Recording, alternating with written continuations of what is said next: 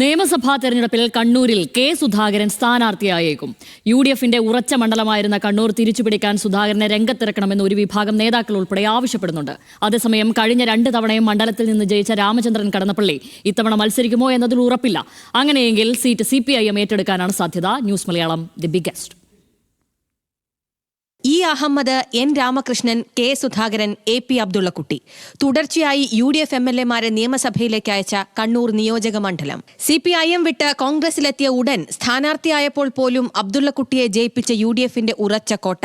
2016-ൽ പക്ഷേ കടന്നപ്പള്ളി രാമചന്ദ്രനിലൂടെ പിടിച്ച മണ്ഡലം 2021-ലും LDF നിലനിർത്തി. കണ്ണൂരിലെ കുത്തക മണ്ഡലം തിരികെ പിടിക്കാൻ കെ സുധാകരൻ മത്സരത്തിനിറങ്ങണം എന്ന വികാരം ഒരു വിഭാഗം നേതാക്കളിലും ബഹുഭൂരിപക്ഷം അണികളിലും സജീവമാണ്. പാർട്ടി പറഞ്ഞാൽ മത്സരിക്കുമെന്ന് നേരത്തെ തന്നെ പറഞ്ഞ കെ സുധാകരന് കണ്ണൂരിൽ മത്സരിക്കാൻ താൽപര്യവുമുണ്ട്. എന്നാൽ സുധാകരൻ അവസരം നൽകുന്നതോടെ 6 MP-മാർ കൂടി സീറ്റ് ആവശ്യപ്പെടാൻ സാധ്യതയുണ്ട്. ഇതിനെ ഹൈക്കമാൻഡ് എങ്ങനെ കൈകാര്യം ചെയ്യുമെന്നതും ശ്രദ്ധേയമാണ്. സുധാകരൻ അല്ലെങ്കിൽ മുൻ മേയർ TO മോഹനൻ, റിജിൽ മാക്കുറ്റി എന്നിവർക്കാണ് സാധ്യത കൂടുതൽ. കണ്ണൂർ കോർപ്പറേഷനിലെ 40 ഡിവിഷനുകളിലെയും മുണ്ടേരി പഞ്ചായത്തിലെയും തദ്ദേശ ഫലമാണ് UDFന് ഇത്തവണ ആത്മവിശ്വാസം നൽകുന്നത്.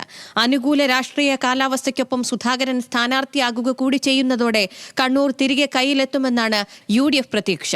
അതേസമയം 3 തവണ കണ്ണൂരിൽ മത്സരിക്കുകയും 2 തവണയും ജയിക്കുകയും ചെയ്ത കടന്നപ്പള്ളി രാമചന്ദ്രൻ ഇത്തവണ മത്സരിക്കുമോ എന്ന കാര്യം സംശയമാണ്. കടന്നപ്പള്ളി അല്ലെങ്കിൽ തത്കാലം കോൺഗ്രസിന് മറ്റൊരു സ്ഥാനാർത്ഥിയെ നിലവിൽ ചൂണ്ടിക്കാണിക്കാനില്ല.